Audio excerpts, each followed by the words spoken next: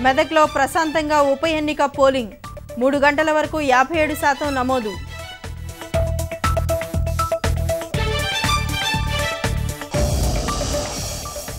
స్వగ్రామంలో ఓటేస్తున్న ముఖ్యమంత్రి కేసీఆర్, భారీగా తరలి వచ్చిన గ్రామస్తులు.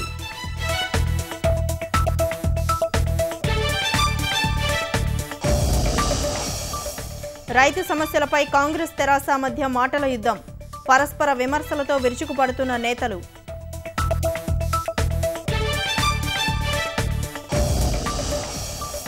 కాశ్మీర్లో ముమ్మరంగా సహాయక చర్యలు, వారం రోజులు BSNL ఉచిత కాల్ సర్వీసులు.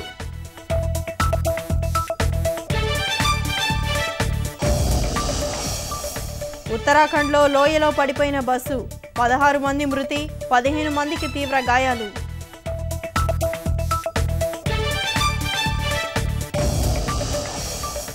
తుపాకీ కాల్పులతో యూపీలో యువకుని వీరంగం.